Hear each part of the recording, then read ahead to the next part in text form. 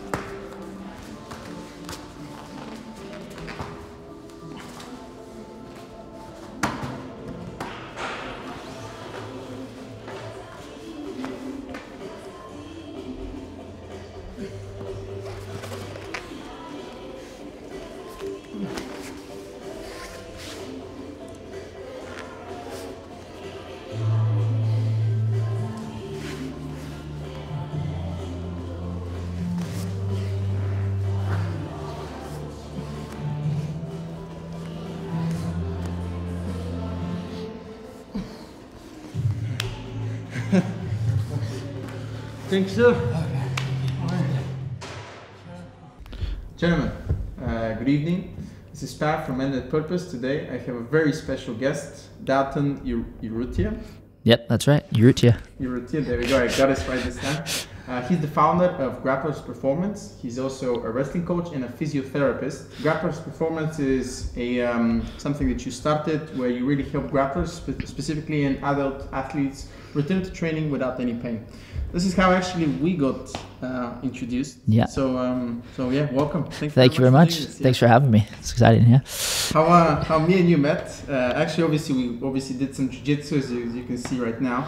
He really just right like over there. I'm very grateful. I'm very grateful to you in the way that you did it. Like you're also showing me some takedowns and stuff like this. So yeah, that's really good, especially as a white belt to start really kind of like learning this way, as opposed to like getting smashed and like, oh, what just happened there, you know? Yeah, no, it's good. I think too, just because my background is wrestling anyways, and obviously I coached a little bit and I like to coach, but that's really what got me into jiu-jitsu anyways.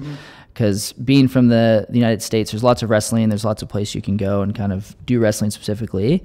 When I came to the UK, no wrestling at all. Can't find it, or if you do, it's just really hard. So to get into and kind of start training again through wrestling, I found a couple combat clubs and things like that, and then through that and helping coaching wrestling for some of the MMA fighters and some of the jiu-jitsu guys, I slowly just I stayed behind for one jiu-jitsu class one week and then two the next week, and slowly but surely I kind of got exposed to the jiu-jitsu side of things, and then I really got into it, and so that's what I mainly do now. So yeah. So prior to coming to the UK, you came here when, roughly 3-4 years ago? What was it? Yeah, so it was like beginning of 2016. So yeah, just coming up on 4 years. Okay. Yeah.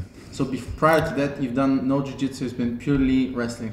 Purely wrestling. we did one class where we went in as a team and kind of went to a jiu-jitsu gym, and then, but I didn't know what it was or what we were doing. I just saw it on UFC, so I knew a little bit about it, and that was it. And then besides that, I had no jiu-jitsu experience whatsoever. So I know wrestlers do maybe correct me if I'm wrong. I know that there is a little bit, I wouldn't say even a stigma is not the right word, but you have the whole thing of which one is better, jiu-jitsu, or which one is more effective, wrestling and jiu-jitsu. You see, at least from what I've seen so far, you have a lot of wrestlers that go into jiu-jitsu, or jiu-jitsu that's really picking up on wrestling and the takedowns, and I think both of those are really complementary, but I think wrestling is more difficult, right? Or what's your experience been like? Yeah, I would say so. I think now with flow wrestling, a lot of these kind of, it's making jiu-jitsu and flow grappling, they're making jiu-jitsu and the wrestling more popular. It's more exposure to the average people. And part of that is promoting the sport. So I think part of the stigma between the two and what's better, you know, what works, what doesn't, comes from that promotion. So like one of the big, like Gordon Ryan and Bo Nickel just had a big match last weekend, right? And part of that was like, can the wrestler, you know, beat the jiu-jitsu guy, et cetera, et cetera. But in general, the training for wrestling, I think, is a bit more difficult. The sport itself is a bit more dynamic just in the scoring, but jiu-jitsu itself, in terms of, they're very similar in terms of the sport itself, the technicality, the amount of effort it takes to get better, the repetition, the dedication that it takes, because they're grappling sports. And you're controlling yourself, but you're having to react to another dynamic, moving person who's also doing the same thing. So both of them are in that sense really, really difficult. I think the training that comes behind it, some of the conditioning that comes with wrestling as well, is much different from jiu-jitsu. So because you can't stop, especially, and again, it's a bit different in the States because we do collegiate wrestling, which is a little bit different because the rest of the world is freestyle and Greco, which is the Olympic styles. So I think collegiate even kind of amplifies that a little bit, just because it's, the points come by control. So everything that you do is about controlling another person who's trying not to be controlled. So a lot of kind of squeezing, lots of, you know, so it's just, yeah, it's difficult. Okay. And, you know, looking at that jiu-jitsu, what did you think when you kind of first discovered it? What was it, curiosity? Like, what are these guys doing over there? Like, what was that all about for you, the experience? Yeah, I mean, it was good just because up to that point I'd been doing mostly wrestling, and then because not very many people wrestle in the UK, you kind of start to it's a bit easy, right? So as you're doing things, you're coaching, you're helping, you never really get challenged in a way where it's like you don't have another great wrestler right in front of you that's pushing you physically and mentally. And so once I started to do a bit more jiu-jitsu, I got into that realm where, you know, I can wrestle all I want, but I'm still not winning because I'm still getting armbarred, or I'm still getting in positions where I'm technically not being dominant in the sport of jiu-jitsu. And so that experience really it opened my eyes. And then for me, it was more exciting than anything. So it's like, there's more to learn. There's always more to learn in grappling sports, but this was a completely different realm to start to learn in a different language, really, of movement, which was excellent. And so that's what kind of started to pull me in slowly but surely. And then also, I mean, you like to do what you're good at. So the wrestling carries over to jiu-jitsu. So I learned really, really quickly. Both of them complement really well. Exactly. And so just the control of your body and kind of learning the moves and different pressure systems and things like that, and leverage and kind of how to move your hips, where to put your hands, things like that. All that stuff came naturally just because it's part of wrestling. So a lot of the positions are similar also. You just need to start to learn the jiu-jitsu side of it, and everything just falls in place. So once I really started to train more consistently, I was able to pick up things really quickly, and it became really, really fun. Yeah. So yeah, you can probably see in the video right now the way he was standing, like just ragdolling me left and right. But yeah, like I think it's incredibly powerful right now. I think it's also picking up, right, being a jiu-jitsu guy and then starting to learn all wrestling techniques and takedowns, and specifically the pace is relentless. Like I know wrestlers, like there is no. I trained with a couple of wrestlers when I was in Thailand, also from America. Dude, you cannot get off of them. Yeah. You cannot get off. When they're on top, like you're just like, they're just making you smashing all the time and making you into a pancake. So like, okay. Not the self, never get a wrestler on top of you. Yeah, exactly. So, and I think part of that, just because jiu-jitsu too, it's physical, it's mental, the conditioning aspect comes into it, all the rest. So a lot of those things that come over from wrestling already put you a little bit in a good position. And one of those things is the conditioning side of it, where it's like, because you're so used to doing everything on your feet, once you can actually kind of sit down and kind of lay on your back, it's okay. You can have little breaks here and there, so you can control your breathing a bit better and things like that. So it's been excellent. And then what's been fun for me is since I've come to London, I've started to train at a gym, Premier Brazilian Jiu-Jitsu in Harrow, so in Northwest London. And the coach there, Chris Ferran, is excellent. And he's really kind of on top of everything in terms of how the Jiu-Jitsu is kind of progressing through the time. So, because I've trained at a couple different clubs since coming to London while I was trying to find one that I really felt was right for me.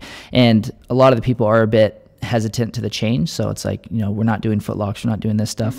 And so that's been one of the things, is these heel hooks and these footlocks that have come in and kind of changed the face of jiu-jitsu from my knowledge in the past couple of years since I've been around. And so Chris is excellent because he's not resistant to change. Like, this stuff is insane. Let's get the best people. And so he's been able to collect people in. You know, some of the Craig Jones even came and did a seminar last year, and there's a coach, Jed Hughes, kind of really good in the UK circuit right now, and so he's coming in. And so it's excellent to be in that environment of growth and change where you're not resistant to it. It's like, this stuff is changing everything, let's figure out how it works. And so from that, I've been fortunate enough to find that, because in terms of how jiu-jitsu is changing, I'm kind of late to the game, but I feel like I kind of hit the timing right, where I've been exposed to these footlocks and these heel hooks, and been able to practice them, and kind of with some of the better guys in the area too. And so it's been able to kind of pull me up to speed with some of this stuff really quickly, which is nice. So yeah. Like what I think it was John Danaher said. No, someone else told John Danaher, like, what would you ignore 50% of the body, right? Yeah, exactly. Yeah. When you say you were late to jiu-jitsu, meaning what exactly? Well, I think that especially with UFC and MMA taking off, there's been people now that are coming up that are 17, 18, 20 years old that have been training jiu-jitsu since they were kids, right? So that has been their sport, whereas before, for me, it's like I'm coming in as, you know, I'm 27 now, so I'm coming in and like doing some jiu-jitsu, not very seriously, do competitions here and there, but I feel as if some of the better guys have been doing it for, you know, 9, 10 plus years, etc. So I've just come in, and it's really kind of exploding, but I don't have the background and the experience through the jiu-jitsu, through all that stuff. So I feel like I've kind of entered the jiu-jitsu realm, and I'm just still learning everything, which a lot of people are, but I feel like, of course, yeah. I mean, I've been training for like less than 6 months. I did a competition and I got injuries, and that's how I kind of met you, which we'll talk about in a second. Yeah. Yeah, I think, when you look at phenoms like Gordon Ryan or Nicky Ryan, or some of these guys that are like 22, 23, just tapping black belts left and right, I try not to kind of measure, I guess, myself to that, but I can also see that, you know, but I think it's also to do with the coaching and who you're surrounded by. Like you said, having good training partners that, you know, push you sometimes, and, you know, you don't go like crazy,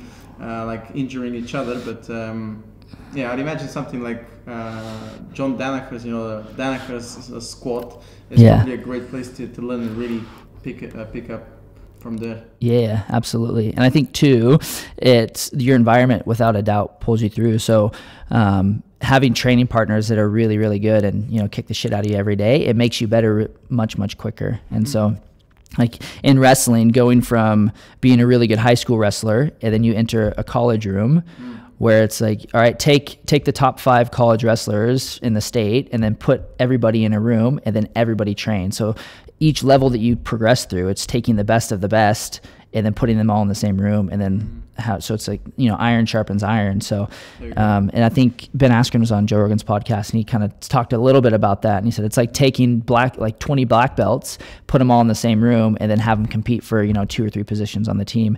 And so the competition level just it just skyrockets, so it's really, really high. So yeah. Dude, in Bulgaria, where I'm originally from, we have wrestling, but it's exactly what you said. It's Greco-Roman wrestling, and then you have freestyle wrestling, right? And so collegiate wrestling is purely in the States, as far as I understand. Yep. So it's a very different type of wrestling. Yeah, I was brought in a small town, so I never really got to experience actual wrestling, but I've seen the benefits of it. I've tried it a little bit, but to me, I couldn't I maybe relate a lot more to jiu-jitsu, where there's, you know, this, you know, different locks and leg locks, etc., and I can see that kind of ending there. Whereas I don't even know that much about wrestling, to be honest. So I guess it's whatever fits more with you, right? Right now you probably don't have that many people to train wrestling here, so it's kind of jiu-jitsu. But why did you start in the first place? Like, even with wrestling, with jiu-jitsu, was it something? Was it like a single event that kind of sparked that? Or? Yeah. So I didn't start. So in the States, most people that are good wrestlers start when they're really young, maybe 5, 6 years old. They'll go to tournaments as a kid just to get exposure, et cetera, and you build up. And usually they're from kind of a wrestling background, a wrestling family, and they have people that push them into it because it's not fun at all. So I didn't start until I was 14. So I was really, really late. That's when you're in 8th grade. That's the year before you go to high school in the United States. So myself and then my younger brother, who's 2 years younger than me, we didn't start, and we only started because we had a coach that came up after an American football practice and said, hey, if you want to be better for football next year, you'll wrestle. And the team tryouts are next week, so if you want, you should come and try. And at that time, some of the better football players that we had on our team were also the good wrestlers that we had in our town as well. So the next week came out. That same coach actually drove out to our school. So I live in a rural part in Oregon, so it's kind of way out in the middle of nowhere. That coach came, drove out to our school, and after school was over, just grabbed us like, hey, we're going to wrestling practice. Let's go. So we're like, okay. So he pulled us to wrestling practice. No exposure to it whatsoever. But you know, when you're kids, so I have 2 brothers, an older and a younger one. When you're kids growing up, you know, you fought and wrestled all the time, right? Beat each other up. So then we go to practice, and it was just unbelievable. So nothing I've ever done before. It was the hardest thing I've ever done before. And it was like the first practice of the season as well. So you're not even getting into the nitty gritty. But what had happened was, again, you like to do stuff that you're good at, but it was just kind of a natural kind of phase into it. So a lot of the stuff that we were doing just made sense. I picked on really quickly. It was actually quite good. So some of this, so it just kind of carried over. And then the more I did it, the better, the more I started to love it. So the better it became, like, in my mind. And then the other part of it was, I was always really small growing up. So, you know, for example, when I was a freshman, so 14, 15 years old, I wrestled at 103 pounds. So I was tiny, right? And then that next year, pounds is like 50 kg or? Yeah, less than 50 kg. Wow. So maybe like 47, something like that, right?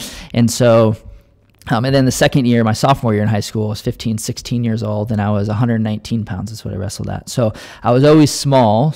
So, and then obviously when I started, I'm 14 years old. I was even smaller than that. I think I wrestled 90 pounds that year. I didn't know anything about weight counting, blah, blah, blah. That's just what I weighed. That's what I wrestled, right? And so that's a small kid when you're 14, right? So I was always tiny growing up, and that was the first sport that I played. Because I was athletic, I could hold my own in football. I knew how to tackle, all this other stuff. But that was the first sport I played where it didn't matter that you weren't so small. It just because you got put against people your size. And so for me, I always had to kind of hold my own against people that are a bit bigger, kind of a bit more mature for their age. And so I got exposed to that, and that automatically made me better because I was a bit tougher for my size. And so it just kind of light bulb went off, and then I fell in love with it. It was excellence. And then everything I did, it kind of just took over everything. Everything I did was, how do I get better at wrestling? Which then led me down the path of the nutrition, the sports performance, as you go through all this other stuff, you know, the weight cutting, and then just my interest in how to get better at wrestling led me down all this stuff, and that kind of ultimately led me to physiotherapy. Translated into that. Yeah. I think, sorry, I wanted to just to add to that because I think I'm in the flow. I think there's something incredibly magical happens when a young kid starts to do something as physically difficult as wrestling, for example, right? I think I was talking to you now. I was talking to this guy who was giving me coaching before we jumped into this session. He was saying, you know, we were kind of talking, I was telling him, look, I think if this was mandatory, not fighting but wrestling or some kind of a combat sport is mandatory in education, there's going to be a lot less bullying. Probably people would be way more kind of settled and chilled, especially kids, right? Because the whole bullying factor comes from the fact that you don't know how to fight and people pick up on you, and whereas if you do it in a contrived environment, probably it's going to make things a lot more accidents wouldn't happen as often, I think. Yeah. So I think there's a lot of value in doing something, you know, physically difficult as a kid. Absolutely. And I think too, kind of you touched upon a little point there with like bullying, because it's becoming a really, really big problem in schools growing up. And we know too that bullying a lot of times come from lack of self-confidence or putting yourself in a powerful position. So what's interesting is if you take a bully and put them in a wrestling room and put them against, you know, a kid that's smaller than them, and all of a sudden they see that what they're doing, there's something different. They're not the biggest, baddest person in the school. And so from that, you start to learn more about yourself physically, but also it builds self-confidence.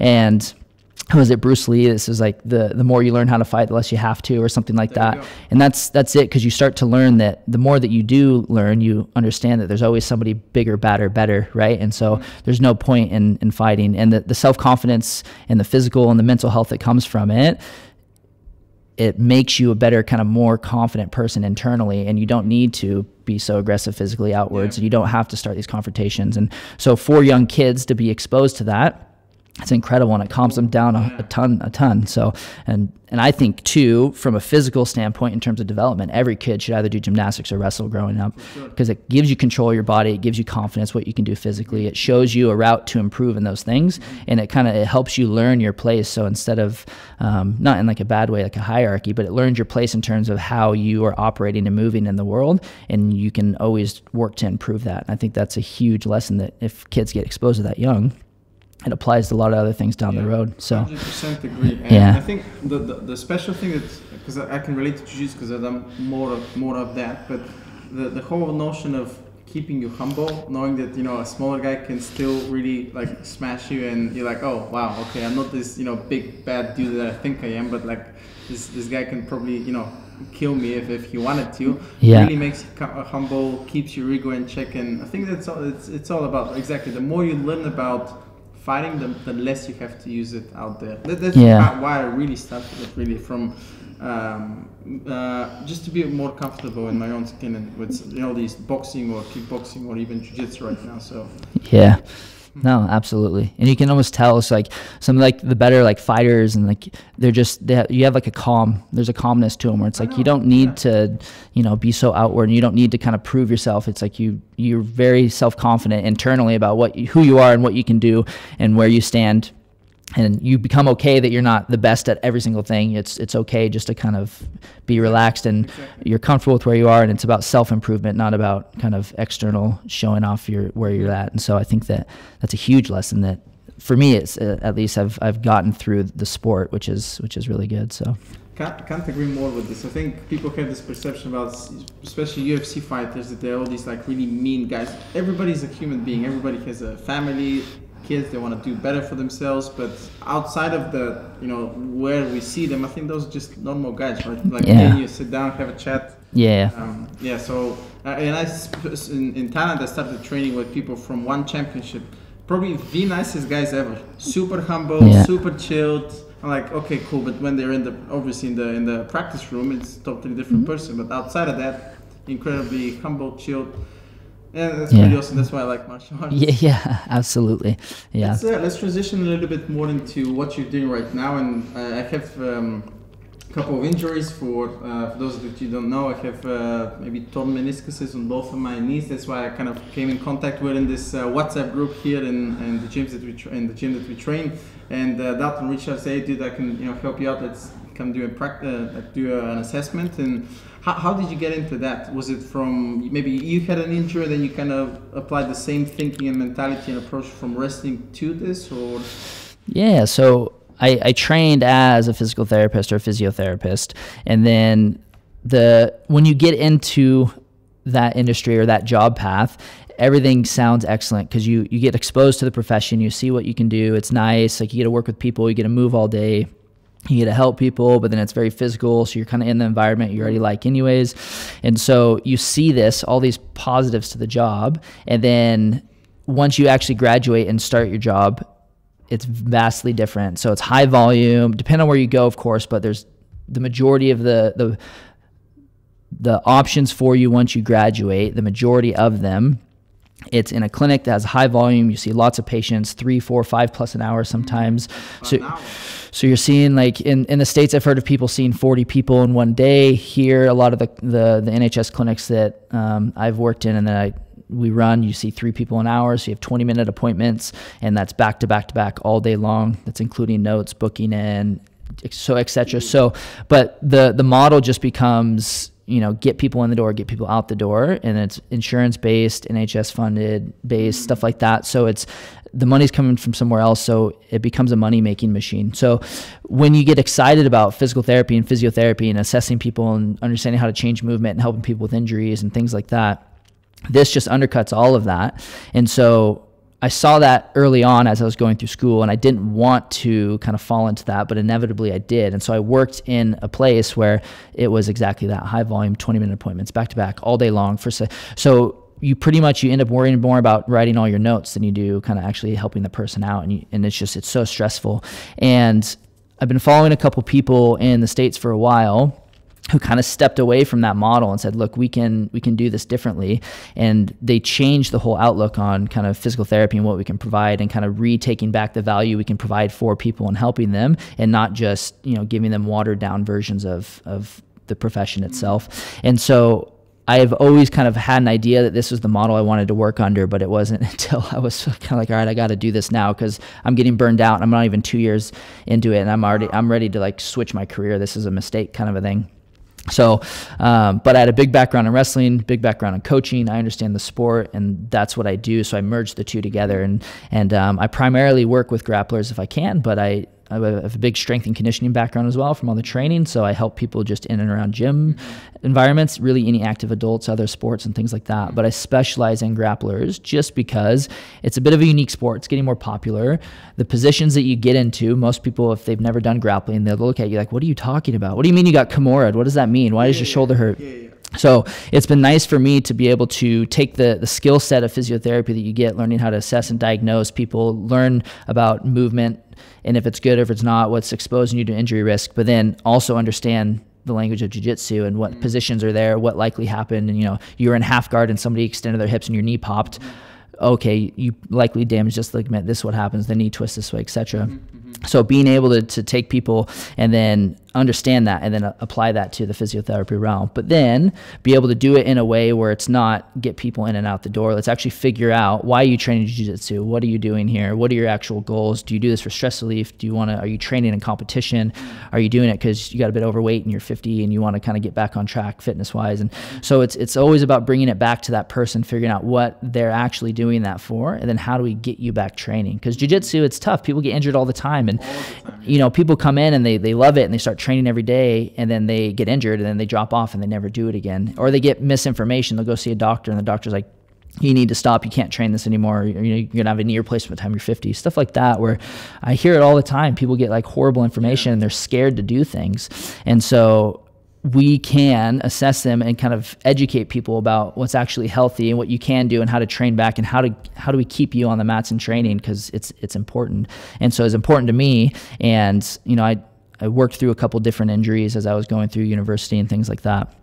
And I didn't know that there was an option for me to kind of go out and get help. And it's one of the biggest things that I would change if I went back, is kind of going and seeking out somebody, but you don't really know it's there. So being able to step outside of this professionally, for me, it puts me in a better position to actually do the job I wanted to do and trained to do.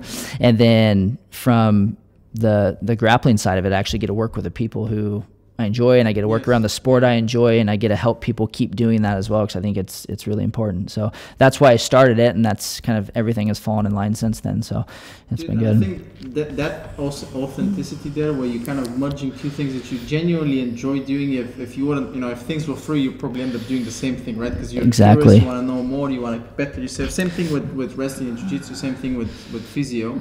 This is the thing I think that attracted me to start working with you, because we came in 15 minutes. Oh, he's a grappler. I'm starting to be a grappler, and you can instantly relate, like all these things that we were talking about, kimuras and this and this position. You're like, oh yep, I totally get it, dude. I'm like, oh wow, this is pretty cool. Yeah. And that to me was just like, okay, this guy knows what he's doing, kind of can relate to me, and I can see that you're doing it with love. Like you can see you're doing it with passion. Whereas it's a really unpleasant situation. I told you before we started kind of the podcast, my brother had an injury yesterday. I think he broke his toe or foot. So a lot of blood. He went there, people coming in and out, and he felt like, dude, I'm just another patient, right? Yeah. Whereas when you take a little bit more time and you put a lot more attention, people feel special. That's why they come back to you, hopefully. Obviously, you don't want them to be injured, obviously, but if something happens, for example, they'll come back to you. Yeah. So it really shows. Yeah. It shows. Thanks, man. And that's what you're trying to do. And it's at the bottom line, it's like it's just caring about a person versus like seeing dollar signs above their head and like pushing them through just to like make money. And that's what it comes down to. And I mean, there's a guy I worked with not too long ago, a jiu-jitsu guy. He was out for 3 months because he got this back injury, and anything under the sun, you name it, he had it. He had MRI, CT scan, multiple blood tests, all like in and out for 3 months. Doctors just pushing him around, doing all these scans unnecessarily. And he finally kind of came in and said, hey, can you just take a look? Nobody knows what's going on. They just told me to stop training. I'm sitting here watching practices. I can't train at all. And so for 3 months, he's sitting out. And kind of when we unpacked it and like what he was doing jiu-jitsu, and he lost over 50 pounds in 2 years healthily, like just jiu-jitsu helped him. So he's late 40s, early 50s, something like that. And so for him, it was a life-changing thing. And now he can't do jiu-jitsu. He can't be part of the team, can't be part of the community. He's watching practice. Horrible, right? And so he went through 3 months of exposure to radiation, MRI, CT scans, blood tests, all this stuff unnecessarily. And I asked him, I was like, did anybody ever actually assess you? He goes, no. I go, did anybody actually touch you or ask you to move or look at your movement? No. All right. So we took a look at him, and it ended like he got taken down weird, and he fell on his back, and he irritated a joint in his back that came around to his 12th rib. And so we looked at it, and kind of in 20 minutes, 25-minute assessment, we went through everything. The good news, like all the scans, there's nothing seriously wrong, so we knew that was clear. But if anybody just took 10 minutes and asked him, like, what'd you do? How'd you get injured? All this stuff, it would have been pretty obvious. So we looked at it, figured it out. It's his back joint he irritated. It's his 12th rib giving him a problem. So then we asked him, okay, well, when does this start to hurt? When he does jiu-jitsu, obviously, but he's also been training through it. So in the gym, he does a lot of like pull-ups and overhead and kind of getting his upper body strong. And every time he does upper body lifts, his lower back hurts, and it doesn't make sense, right? So then we go, okay, let's look at your shoulder movement, okay? Because pull-ups was a big irritable thing. So we look at his shoulder movement, and he puts his arm above his head, so he reaches all the way up, right? And it looks good. Nice mobility, right? But then the majority of what was happening is he's arching through his back to get his hands up. So then we take a look, okay, so tighten your abs, bring your rib cage down, don't let your upper body move, keep that tight, and then now move your arm. And it got just above kind of 90 degrees. So kind of if you walk around like Frankenstein, that's 90-degree shoulder mobility in terms of going above your head. His was maybe 10 degrees above that, so it was like 100 degrees, something like that. So that's his true shoulder movement. Everything else was coming through his back. And so this was irritating. Yeah, and when you extend through your back like that, you close down on those joints, and that was one of the joints that had been irritated. So that was likely kind of irritable for a while, and it just took that takedown where he fell wrong to kind of trigger off a cascade where it got much, much worse, and it wouldn't calm down. So it's almost like having a bruise and then poking it every day, right? It's never going to go away. So, and so we figured that out, and he just kind of looked at me with like open eyes, like nobody's ever even looked at this. Nobody's asked me questions about training or anything. And so that's what I'm trying to do. And that took 40 minutes. It wasn't a huge amount of time, but it's like, it just takes somebody to sit down and say, okay, tell me what's going on, and then shut up and just let them tell their story. And usually they'll tell you what happened, and then you already have a good idea. Then you just do a couple assessments to confirm it, and then or deny it and look at other places, and then you go from there. And so what happened is, so after all that, he sat out for 3 months, unnecessary tests, didn't solve anything. I showed him a couple things to improve his shoulder mobility, did a little bit of treatment on his back joint, showed him a couple things he can do to offload that joint, to stretch it and to help it to ease off. And then he's back training in a couple weeks, 2 weeks, he's back training. Still a bit of irritation, has to work through a couple of things. He's working on his shoulder movement. It's going to take some while, but he's on the mats. And the other part of that is nobody gave him answers, so he's scared. What's going on? Is my back broke? Am I going to be disabled? What's happening here? And so just to be able to sit down and look, this is what's going on. This is what happens. It's not that bad. You'll be okay. You can train through the pain if you want, but if you don't want pain, you can do these things and to ease it off, and you'll be back on the mats. You're fine. And so a couple weeks, and he's back in training. He's fine. His back's doing good. He gets a little bit of niggle now and then, and that's it. So that is that's a good example of what I do and what I try to do within my business and why I started it, because that is good healthcare. That's quality healthcare that people need. Good education and good information, not catastrophizing stuff like you have a back of an 80-year-old and you're going to be in a wheelchair. It just scares people unnecessarily. It's not necessary. So dude, I can totally attest to it. We had like maybe 3 sessions so far, and I don't feel any pain right now in my knees. We worked for a little bit. So yeah, I'm ready to go back on the mat. So yeah, exactly. And the biggest part too is, I think, is the education. So the reassurance. So you come in, so maybe you knew you had meniscus tears in your knees before, maybe you don't. Depending on who tells you that, they're either going to give you a really scary diagnosis, or you're like, look, maybe you have a couple tears in your meniscus. Okay, it's normal. There's people that have those and operate just fine without pain.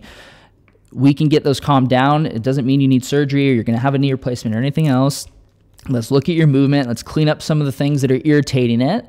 And then let's get you back going and expose those tissues to get the pain calmed down, but also get you back training in a way that's not going to piss off your knees anymore. And so then if you hear that, you're like, okay, I can actually do something. My knees aren't going to fall off if I go squat or if I go run a little bit. And pain along that way is normal, and we can expect that. And if you know that's okay, then you can train through it, and you can actually get out of that hole of having injured knees or torn meniscus of all the other stuff, and it's okay to do things around that. But I think that so many people are just like, oh, you're injured, don't do anything. Take pain meds and then stop, or you're going to need a knee replacement, or XYZ, and it really throws people off. Like I'm the type of guy that maybe overthinks too much, and every single time I get an injury, I'm thinking, oh my gosh, like it's Armageddon, and then I won't be able to train for a while. And when I sat with you, like, okay, yeah, probably have this and this and this, yeah, we can definitely fix it. You gave me a couple of references of guys that had maybe similar issues. I'm like, cool, let's do it. Yeah, absolutely. And I think too, it always comes back and like, because we spoke about it before, and like it always depends. Yes, there are meniscus tears where it's like you need surgery. Like there are times when it's bad enough where it's like we probably need to step back, you probably need to see somebody else, you probably XYZ. Less than 10% of the time, from like all the people that I see, the majority of the time it's a little bit of an irritation. It's a movement fault that's causing excess pressure and irritation.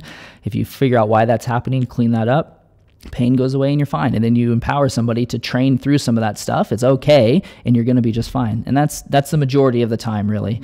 And so part of what we do as physios, we're trained and screen for this stuff, so we can find it when stuff's not right and when stuff's wrong, and we need to refer you on to the doctor, to other places, or for scans and stuff like that. But it's overprescribed, I think, and that's the small majority of the time, really. So a handful of times we have to do that. But is there a specific methodology that you follow, or is everything you kind of picked up as you read more books, as maybe more experience, obviously you get better with seeing more people? Is there a specific methodology or process that you follow? It's very individual. I have learned tons and tons from a lot of different kind of practitioners coming through. So I'm obsessed with movement, and I'm obsessed with how to improve movement. And so as I was going through physio school, you're learning the skill set, how to assess and diagnose. But on the side, I'm also reading and listening to these professionals talk and all this extra. And so some of the people that I've learned immense amounts from is Kelly Starrett from Mobility WOD. So if you haven't heard of him, look up his stuff. He works with a lot with CrossFit athletes. Another guy's named Gray Cook, where if you heard of a functional movement screen, he's kind of the guy that pioneered that. And those are some of the bigger names. And the reason that the methodology behind what they do is it makes a lot of sense, and I agree with it, especially when I'm working with jiu-jitsu and grappling athletes. And what they're saying is there is baseline testing for all health aspects, your blood pressure, your eyes, your cholesterol, all these stuff. We have baseline measures on what's good and what's not. And if you don't meet that target, you're at risk for other things going on, right? And so we need to control that to help you lead a healthier life. So we know, based on numbers, are you healthy, yes or no? And if you're not, you need to make some sort of change and intervention, right? But movement, there is none. It falls through the cracks. So nobody tells you, nobody looks at your movement and says, look, you're not moving very well, your hips are too tight, or et cetera, and it's leading you or puts you at increased risk for these injuries, okay? So for an example, if your hip rotation's tight, or if your ankle mobility is not quite where it needs to be, the knee gets caught in the middle, and a lot of times the movement pattern that goes through the knee, and this is a little bit with some of the meniscus stuff, we see it cave in a lot, it starts to shear and twist and turn. And that's one of the biggest mechanisms for ACL tears, for non-contact ACL tears. This is what we call a knee valgus, or if your knee kind of caves in towards the inside of your body line, right? And so we know that, and we see that movement fault, but then nobody ever picks that up. So even from a young age, young girls, so especially in the States, like soccer players, young girls, it's the ACL rates are skyrocketing. They're so big. It's such a big problem. And a lot of it can be corrected or prevented or work towards preventing it with movement changes and movement kind of baseline testing. And so these guys, so Kelly Starrett and Gray Cook and a lot of other people as well, they are kind of looking at, look, all right, let's try to get ahead of the problem. And once somebody gets injured, fine, we got to go back and we got to rehab them and find the correct intervention from there. But what if we look at and try to correlate movement and poor movement patterns with injuries? And if we change that poor movement beforehand, can we stop some of these injuries coming on? So it's like taking a crack at making a baseline of movement. Do you move well, yes or no? And all these different aspects, shoulder health, shoulder movement, hip movement, ankle movement, et cetera, et cetera. What does good actually look like? Can we define it? And if we can we push to help people improve these aspects? And if we can, will that help them prevent injury? And I think that at the end of it, I try and incorporate a lot of that in what I do, just because as you're around jiu-jitsu and wrestling and stuff like that, you see these movements and these different positions people get into. And if you can show somebody how to try and improve that, or improve, how they're moving through this position or this strength, can we help them prevent injury? Or on the flip side of it, can we help them if they do get a little bit injured, kind of maintain that on their own and kind of know what to do going forward. And so part of a lot of the methodology kind of I've learned from them a great deal. And then the other part of it is there's others, because that's kind of a movement physical based like train of thought. And then there's this other big kind of biopsychosocial model, which is really, really popular right now in the physio realm. And so it's essentially looking at the biology, the psychology behind somebody, and then also their social factors, and trying to explain their experience of pain with those and operating on that model. So essentially, in simple terms, it's let's look at other factors besides just movement. Let's look at your stress levels, your sleep levels. Let's look at any other kind of a holistic approach to exactly. Wow. So there's tons of merit in that. And so I take a lot from that kind of model, and that's how I was trained under the university I went to. And so there's a lot in that model that you can unpack and help to explain to people like, look, if you don't sleep at night, your pain's going to increase, and you're going to have a really, really hard time of recovering if you are injured, or if you can't control your stress levels or your mental health, it's going to factor into your pain experience without a doubt. If your nutrition and hydration is not on point, it's going to factor in. So you look at all of these things and how they, and so a lot of times, yes, you can have situations where your home life or whatever's going on, your anxiety levels, your stress levels are factored into your pain, and that may be the majority of what's going on. But usually it's a combination of all of them. And so I try to address everything. So let's get to the bottom of your movement. Do you have any insufficiencies? Let's get that. Do you have an injury? Let's get that sorted first. Let's help you move a little bit better. And then also let's unpack all this other stuff. How are you sleeping? How is your stress levels? Do you have a mind practice to help you calm down? Are you going on walks? Do you have good relationships with, your people you're close by? Stuff like that. And so kind of pulling everything together and putting it through. But the thing is that takes time, doesn't it? You gotta sit in a room with somebody and connect with them. And that takes more than 10 minutes or 15 minutes with somebody. That takes an hour, that takes 2 hours, 4 weeks, months, right? So on different times. So. Yeah. And so the previous model of physiotherapy, which I got kind of a lot of people get pushed into, it doesn't support creating good relationships with people, which is a lot of times we know makes a big difference in the outcomes when we help people through injury and rehab. And if they don't buy in, or if they don't feel trust with you, then a lot of times it affects the positive outcomes. And so you need time to do that. And so the model, I've changed it, and I'm doing it different, following other people kind of who've led the way in the States that I've learned from. And so I do hour sessions, 60 minutes at a time. It gives us enough time to kind of do treatment work if we need, and then we also gives us enough time to work in the gym, to actually speak and connect, and then kind of work through every aspect that we need to cover in order to get you from A, where you are now, to B, where do you want to be. And that changes with every person, right? So I love that. Yeah. I'm really a big fan of these holistic approaches, because something as complex as the body, yes, you can look at it from one lens or from one angle, but obviously you have to take in all the other factors of sleep, stress levels, diet, which is incredibly complex. We're not going to get to this right now, but yeah, I can totally relate to this. Yeah. What do you think about, because you mentioned movement a couple of times, what do you think about people like Aidu or Ido Portal?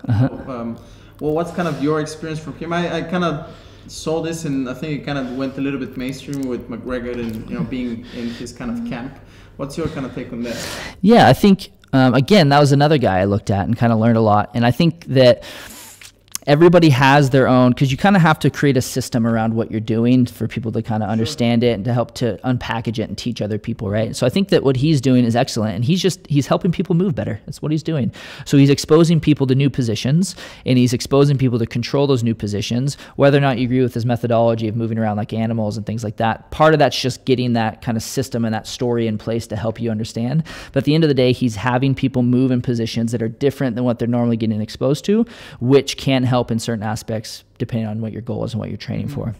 So I think that everybody has some great aspects in terms of their methodology, especially if you're helping people. If you help one person, there's something right about what you're doing, let alone if you're helping tens of thousands or millions with your methodology. And then there's also cons to everybody as well. So I like to learn from other people, kind of see what's working, what's not working, try to apply it, see what kind of fits in with my realm, and then kind of go from there. So I like to take a little bit from everybody, but I like to listen to as many people as I can and learn from as many people as I can. And the more that you do that, the more you get like a wide view on the industry and the realm, like the whole realm, and how people are treating people. And you see that people are helping people doing everything. People are helping people just doing pure movement stuff. People help people just doing, pain science, kind of talking through troubles to reduce pain responses and things like that. And so I think that to be a good practitioner, you need to understand every aspect, and then it applies to each patient differently. So some patient, you might need some of the pain science stuff, just talk them through it and their pain helps. Some patients, you might need to fix their movement, which what's causing their injury. And then there's every patient in between or along that spectrum. And so the more tools in your toolbox, the more people you can help. And I think some of that skill set is understanding and connecting with the person and realizing what's that main barrier that's causing this, and then trying to address that and break it down. And so for some people it's movement, some people it's other stuff. And so, but you need that time to connect with somebody to figure that out. And then, I guess I didn't really specifically answer with Ido, but I get it. Like I'm also a fan of what you're saying. Like look at multiple different people within the realm, what they're doing. I'll just pick up, what I think is relevant, what I think is useful, what maybe I can relate and incorporate here, and then just let the rest go. Like I'm also a fan of this in the sense if I don't lock myself in, this is the only thing, the be all and end all, the silver bullet is gonna solve all the issues. Rarely that's the case. You always need to kind of have a broader perspective of what's actually happening, what people are doing. Oh, that's really cool. Let me try this. Stay curious, stay open-minded, as opposed to just have a narrow focus and narrow approach to something, right? Yeah, absolutely. And I think too, people get locked in where it's like, this is the way to do it and you have to do it this way and everything else is wrong, and it's not true. It's, there's merit in everything that you're doing, and if you're doing that, there's confirmation bias. So if it helps somebody, like that's the way, but it's like, there's a lot of different ways to help people, and it just depends on what that person connects with, what that person believes in as well. And if you're the right person, the right fit, you can help them. But I mean, there's plenty of times where people come in and I kind of explain what we're doing and what I think, and they're not the right fit. It's not the right place for them, what I think, and that's okay. And if I can, I'll recommend somebody else for them to go to if I know, along the lines of what they're looking for. But other than that, I just try to help as much as I can and go from there. So yeah. Nice. That's kind of coming back towards the third segment of this podcast right now that we're doing this new format. Is I have a few questions that I wanted to ask you specifically towards kind of your journey and your experience, and one of them is giving back. Yeah. I think you already kind of explained this already. That's why I'm starting with this. Is how do you give back? And this is kind of, to me at least, and correct me if I'm wrong, everything to me from what I'm hearing and what you're saying is telling, okay, this guy is on his purpose, is aligned with what he's doing. He really loves that, and this is his way of giving back his gifts to the world, to friends, family, whatever, like strangers even. Is there anything else that needs to be added to that in terms of giving and having that relationship with your purpose? I think at the end of the day, so essentially, a good physiotherapist is also a good teacher.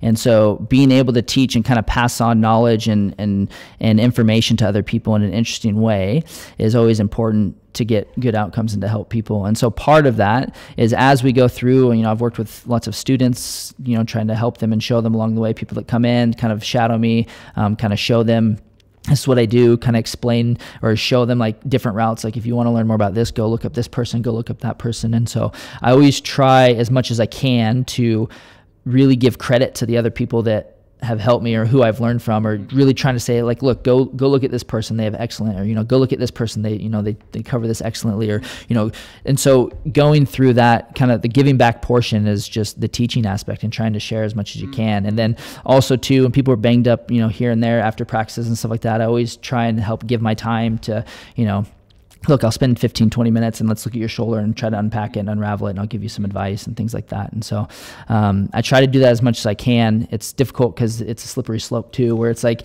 with your time, but and the more that you get into it, the more that you realize that your time is important, right? So everything aside, your time is what you have really. And so picking and choosing what you're going to do with that, I think is important. And so I try to give as much of that as I can to try and help people. Yeah. He keeps saying this, but everybody and all the staff in the gym, he's always like helping. Oh yeah, Dalton's like helping and showing us everything. So I think it kind of shows you. That's really important. Being able to give your time, and obviously it's a bit of a slippery slope there, but also the second thing is not being afraid to give credit to others. These aren't necessarily specifically one person ideas, but if you want to know more, this is the guy, go and learn more about that. I think it speaks a lot about character as well. Yeah. Cool. Second thing is we touched upon it on the way here from practice. the mental health, especially for us doing jiu-jitsu, mental health and physical health, they kind of go a little bit hand in hand, right? What's your experience been with that? And yeah, for me, just understanding the background of exercise and physical, the nature of how we move and things and how it affects our mental well-being, they are one and the same for me. So if you're not challenging yourself physically, it's going to have effects on your mental health and your mental state and well-being. For me, without a doubt, they're intimately linked. And I know for sure, if I don't train or if I don't move or if I don't exercise, I feel it immediately in my mood, kind of my happiness levels, all this stuff. And so it's actually kind of funny, when we first moved to the UK, I'd finished wrestling. It's been like a long, like brutal career. I was happy to be done. I didn't want to see a mat for as long as I could think, right? And then I went for about 6 months without training any type of wrestling, any type of grappling, just pure weight training and stuff like that. And I felt not good. I describe it as a depression. I was not happy. I wasn't happy with myself. I felt a bit down. Everything's just a bit grayer. Just wasn't excited about anything. And then I found and reached out to a gym, went in, did some grappling, did some wrestling. And then immediately it was a 2-hour practice. It was grueling. I didn't train in 6 months. I was borderline puking the whole time. Wow. And afterwards I had more energy than I had in the past year. And it wasn't because, one, it was because it brought me back to what I'd trained for forever to do, so I was happy to do it. But then 2, it was the physical nature of it, which you need, is the combo of being tired, being out of breath, your muscles are aching and tired, you're having to face your mental aspects where it's like, I want to quit and this guy's trying to hammer me, but you have to kind of step up to the plate and kind of push yourself a bit further to not let that happen. And so after all of that, I couldn't move my muscle. It was just aching walking home, but I was so happy. My mental state was so elevated. And for me, and that happens consistently, every time I start to feel down, it's like, I've been slacking a bit on my exercise. And so I'll go for a run or I'll go train or jiu-jitsu. And so for me, it's helped me pull myself out of those states where I get down and dark. And so I think that's why a lot of people that do and start getting into jiu-jitsu, there's a host of reasons why it's excellent, but one of them is it's a physical challenge that most people haven't experienced before. And once they get a taste of it, it's intricately linked to their mental state and their mental health, and it elevates them to a different level where they feel happier and they don't know why. And then you get addicted to it, right? It's like, I have to go train, and that's why, and they're intimately linked. And so I think a lot of people and we help people with this all the time, that don't exercise and they have pain and they're depressed and all these other things. It's like, you just got to get exercising. And that's the hardest part, is like, you need to find something that's fun, that's also counts as physical, vigorous exercise. And that's where jiu-jitsu, I think, bridges that gap, and it's excellent for so many people. Yeah. I mean, I speak to some of my friends who do some kind of physical activities, most time just going to the gym, and I'm trying to tell them, but it's very difficult to be able to relate to something if you haven't experienced it yourself. The first time I did jiu-jitsu, I'm like, oh my gosh, like, I just felt in love instantly. I'm like, I can get really good at this. Obviously, I'm still a white belt, but yeah, the point was, wow, I feel great. Yes, I'm exhausted, I'm this and this, but at the same time, mentally, I'm just like, wow, it keeps me entertained in the fact that I'm learning, and what did you just do there? Like, it nearly put me to sleep. And yeah, you're absolutely right. I haven't found another, I mean, I've done a bit of boxing and kickboxing, but maybe it's very individual. For me, jiu-jitsu was the thing that kind of bridged both. Like, mentally, I felt great. Physically, I felt great. Yes, there's aches here and there, but I kind of learned to, work through those, or work around those. Absolutely. And I think too, jiu-jitsu has this aspect to it, and grappling in general, where it's got this counterintuitive nature to it, where it's not the most aggressive or the strongest that you can be that helps you be successful. A lot of times it's being able to control that and step back. So actually, you roll with a black belt and it feels like they're, this light, kind of dainty person. Like, how is this possible? And all of a sudden it's, you're choked out, or, you're caught in this thing. And it's not about strength. And where that comes from is, it's a mental and it's a technique sport as well. So as you can get into a mental state where you can kind of roll through and kind of flow through the jiu-jitsu, you start to learn that the harder that you try physically, the worse that you are. And so the more that you can step back and relax and rely on technique, the better you are at jiu-jitsu. And that might mean getting your ass kicked the first few times, but you start to learn, and that's how you actually learn. And that's because then you start to unravel, like, oh my gosh, there's so much more. There's so much more in depth and it's like learning Mandarin. It's a new language, but it's a language of movement for your body. And so once you get exposed to that, you understand just how vast it is. And then I think that's like the addicting part, because like everybody can succeed a little bit, and once you get on that track, it's a mental thing more than it is a physical game. So getting into that, we touched upon this before about getting into a state of flow state, right? Like flow row, for those of you that don't know, is just very kind of gentle. You kind of go with other person's movement and you do something else, and it always becomes like this kind of very intimate dance with very, sometimes deadly consequences, I guess, but it's like chess, right? It's but with with your body. Yeah. And the book was called Flow by Mihai. Yeah, Mihai Csikszentmihalyi. Yeah. So it's flow, and a lot of people spoke about this concept, but he was kind of the first guy that unraveled and unpacked the fact that happiness in humans, which we're talking about mental health, comes from getting into these flow states. And it doesn't always have to be physical, but essentially it's getting into a task that's the appropriate level of challenge for you, that also holds your undivided attention and your focus, and it has very clear and measurable outcomes and goals, which describes jiu-jitsu, right? And at any level, whether you have no experience or whether you're a black belt for 10 years, you can still get into that flow state, because the challenge continually rises to the level that you are as well, and there's always more to learn. And so these flow states get you into a position where you're 100% focused, you're doing everything that you can to improve, and you have very clear outcomes. Did I do well or did I not? And that allows you to strive or to make adjustments and improve along the way. And usually in jiu-jitsu is, did I get choked out or did I not? Did I get, so. And getting into those flow states from this guy's research has shown that it's directly correlated with happiness. The more that you can get yourself into these flow states, the more it allows you to become a more complex human being in terms of how you're learning. Are you learning more? Are you challenging yourself? Are you continually getting better? And this applies to every aspect, not just physical, not just mental, your financial health, your social health, your relationships with your family members, with your partners, etc.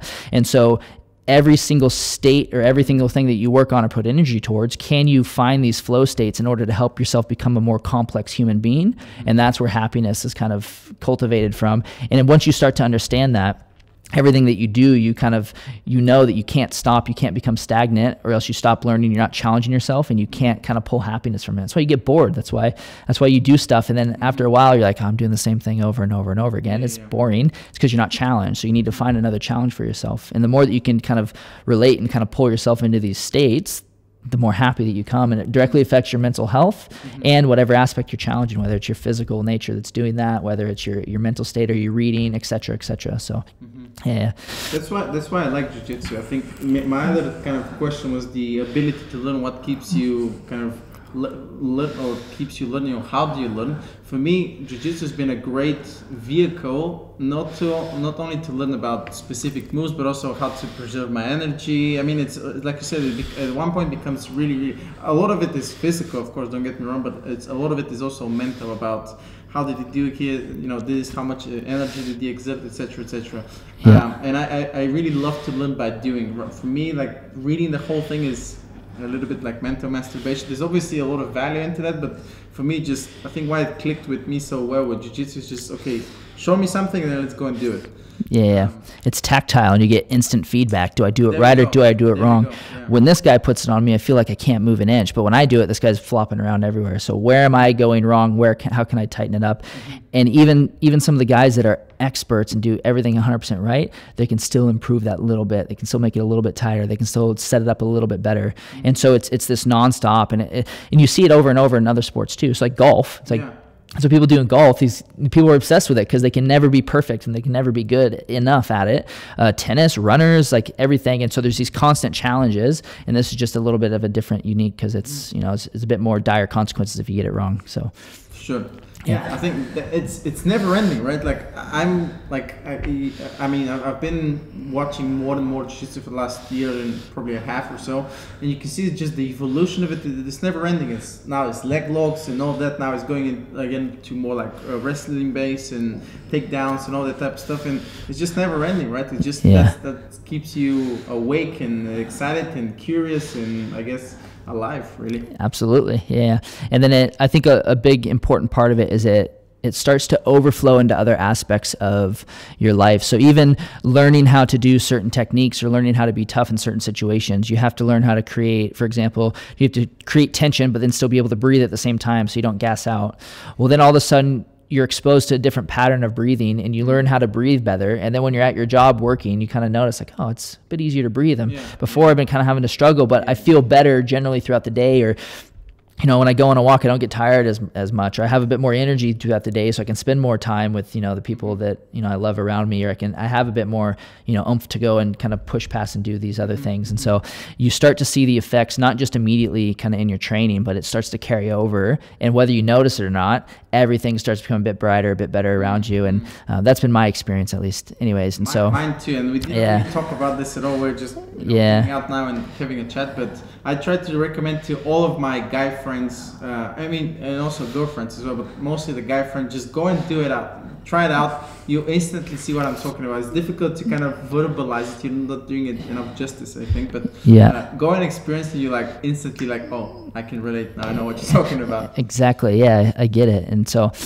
it's a powerful thing. Everybody needs to try it. So especially the whole physical thing, you know, from one man to another. Like right now we live in this comfortable life. We don't have to go and hunt for our food, and everybody's, you know, soft, and just because of all the utilities that are presented to us, right? But that in itself poses a challenge, right? Tomorrow something, you know, God forbid happens. You want to be able to rely on yourself and maybe, I don't know, protect your loved ones, etc., etc. So that the whole dynamic of you doing physical things that are difficult and challenging, both physically and mentally, especially for guys, it's incredibly fascinating to me. Like I see a lot of guys, and again, I'm not preaching here on my high horse that I'm like perfect or anything like this, but there is a level of camaraderie, maybe brotherhood, when you speak to other guys and you know that they do something physically difficult, and like, oh, okay, he kind of gets it on a very unconscious level, versus a guy who maybe goes and lifts in the gym or does something, a different type of, this is not a knock on any type of exercise, but there is a specific thing when you do between grapplers, between wrestlers, and you're able to relate, I think, a little bit more. At least that's my experience. Yeah, absolutely, because you understand that there's a different kind of strength, isn't there? And there's a different kind of physicality, and this exposes you to it in a hurry. And that's why you can find people that are, you know, 100 pounds, and they can still, and you touch them, and it feels like they're a 300-pound person because they're so strong. And so like, for example, one of the exercises we do for your knee is when we put you in that lunge position, and you have to pick up that back knee and hold that kind of deep lunge. Really challenging, right? And you get guys that can squat 500 pounds and they're super strong and they have these tree trunk legs, and you put them in that position, they crumble in 10 seconds. You're like, you have the strongest legs I've ever seen. Why can't you do it? It's a different leverage. It's a different type of strength for your muscle. And that's what the grappling exposes you to. And you need to be strong throughout a whole range of movement versus just a very small specific one. And so it's excellent. And so when you speak to somebody and they understand that because they've tried it, it's a different level of communication versus like, yeah, kind of, but I can like bench 300 pounds still, so it's fine. Like, I'm past that. Like, I mean, I can see the value in doing both, like strength as well as actual grappling, and something that's really more active and functional. And before, I used to see all these bodybuilders, and I'm like, oh, that's the type of guy you want to look at. And slowly I progress, okay, downsizing, more functional, more really like practical, really in real life situation. You want to be able to run away or be able to tackle somebody if it comes to that, of course. But or scratch your back maybe, like that'd be nice. That's a good stuff. Yeah. Okay, dude, where can people find you? You can find me, I'm online, so you can find me on social media. I have a couple of Instagrams, actually. I have one called Physical Therapy Research. I put out I try to read a lot of research. Yeah, I read a lot of research, and so I try to summarize it and make it very kind of actionable for people. So this is what's going on, this is what you can learn quickly, and this is what the research is saying, right? So I have that one. You can also find me at Grapplers Performance, which is my kind of main business one, where I put out a couple videos on kind of different drills and stuff I like to use a lot that kind of help a lot of people, or kind of I'm using over and over again because it addresses a lot of problems. So you can find little tips there, and I try to make it very grappling specific. So I'm there. And then you can find me online at grapplersperformance.com, which is my main website for physiotherapy. And then we do one-to-one kind of in-person assessments and treatment if we need. And then I've been also trying to build up and create some online programs as well for people with kind of very basic type stuff going on. Here's some things that help 85% of the people. Try these things out first. If they're not helping, then kind of seek out more kind of tailored help. But here's some good things that will help 85% of the people that have shoulder problems, hip problems, etc. So awesome, dude. Thank you very much. Thanks for having me, Pav. Excellent. Pleasure. Yeah. Yeah. Thanks. Good. Guys, hope you've enjoyed this podcast. I'm incredibly excited about it. I'll be sure to put everything that Dalton said in the show notes. And until next time, stay strong. Cheers. If you've stayed up until the end and you've really enjoyed this podcast, here is my promise to you. I will make sure this podcast gets only better and better over time, but I'm gonna need your support. So if any of this resonated with you, make sure to hit the subscribe button, the notification bell, and I'll see you on the other side. Thank you.